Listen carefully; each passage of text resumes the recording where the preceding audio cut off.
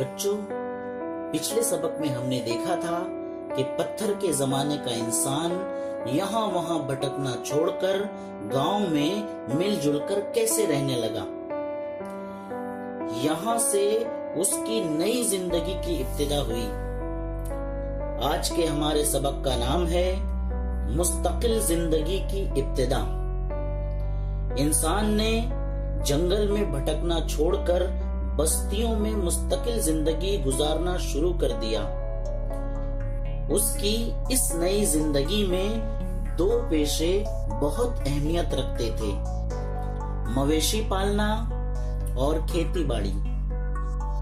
آئیے ہم دیکھتے ہیں کہ مویشی پالنا کسے کہتے ہیں۔ پالتو جانوروں کو مویشی کہتے ہیں۔ مویشی پالنے کا عمل 3 مرحلوں پر مشتمل ہے۔ نمبر 1، جانوروں کو پکڑ کر قابو میں کرنا۔ نمبر 2، ان جانوروں کو انسان کے ساتھ رہنے کا عادی بنانا۔ نمبر 3، ان سے دودھ دہی وغیرہ حاصل کرنا اور محنت کا کام کروانا۔ جب انسان ان 3 مرحلوں سے گزر جاتا ہے تو اسے کہتے ہیں مویشی پالنا۔ پتھر کے زمانے کے انسان نے سب سے پہلے کتے کو مانوس کیا، یعنی اسے اپنے ساتھ رہنے کا عادی بنایا۔ اس کے بعد انسان نے بکریوں اور بھیڑوں کو مانوس کیا۔ ابتدا میں انسان خود سے کھیتی کا کام کرتا تھا۔ بوائی کے لیے وہ نوک دار لکڑی کا استعمال کرتا تھا۔ اس کے بعد انسان نے بوائی کے لیے جانوروں کا استعمال کرنا شروع کر دیا۔ اس سے پیداوار میں زبردست اضافہ ہوا اور کھیتی باڑی انسانوں کا اہم پیشہ بنا۔ خاص مہارتیں اور مختلف پیشے۔ بچوں، کھیتی باڑی سے پہلے انسان پھل اور جڑیں جمع کرتا تھا، لیکن ان کو زیادہ دنوں تک ذخیرہ کر کے نہیں رکھا جا سکتا تھا، جس کی وجہ سے اس دور کے مرد اور عورتیں ہمیشہ کام میں مصروف رہتے تھے، ان کو فرصت ہی نہیں ملتی تھی۔ لیکن کھیتی سے حاصل ہونے والے اناج کو کئی دنوں تک ذخیرہ کر کے رکھا جا سکتا تھا، جس کی وجہ سے انسانوں کو اچھا خاصا وقت ملنے لگا۔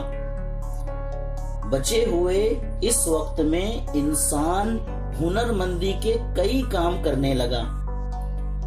ہر کسی کو اس کے ہنر کے مطابق کام سونپا جاتا تھا۔ اس طرح مٹی کے برتن بنانے والے، موتی بنانے والے وغیرہ جیسے دیگر کاریگر تیار ہوئے۔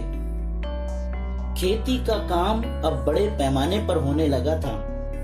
اس کے لیے اچھے قسم کے اوزار اور ان کی مرمت کرنے کی ضرورت پیش آئی، جس کے لیے ماہر کاریگروں کی ضرورت محسوس ہوئی۔ ایسے کام کے لیے کاریگروں کو ان کی اجرت اناج یا دوسری چیزوں کی شکل میں دی جاتی تھی۔ کاریگروں کو مختلف اوزار بنانے کے لیے ضروری چیزیں دور سے لانا پڑتا تھا۔ اس کا معاوضہ بھی اناج اور اشیاء کے لین دین سے ہی ہونے لگا۔ اس طرح اشیاء کے لین دین کا طریقہ رائج ہوا۔ گھروں کی تعمیر۔ پتھر کے جدید زمانے میں شروع میں ٹٹیوں کے گھر تعمیر کیے جاتے تھے۔ یہ دراصل بانس کی ہی ایک قسم ہے جو بانس سے پتلی ہوتی ہے۔ آگے چل کر گاؤں مستقل اور بڑے ہوتے گئے، اس لیے کچی اینٹوں کے چوکون گھر بھی تعمیر کیے جانے لگے۔ بعض گھروں میں ایک سے زیادہ کمرے بھی ہوا کرتے تھے۔ آب و ہوا کی مناسبت سے گھروں کی تعمیر میں کچھ تبدیلیاں بھی نظر آتی ہیں۔ گھروں اور گاؤں کی تعمیر سے یہ اندازہ لگایا جا سکتا ہے کہ سارے گاؤں والے ایک ہی خاندان کے ہوتے تھے، یعنی گاؤں کے سارے لوگ ایک دوسرے کے رشتہ دار ہوا کرتے تھے۔ اس دور میں مرنے والے کو گھر میں یا گھر کے آنگن میں دفن کیا جاتا تھا۔ مرنے کے بعد مختلف چیزیں بھی مردے کے ساتھ رکھی جاتی تھیں۔ شاید ان کا خیال تھا کہ مرنے کے بعد بھی وہ مردے کے کام آئیں۔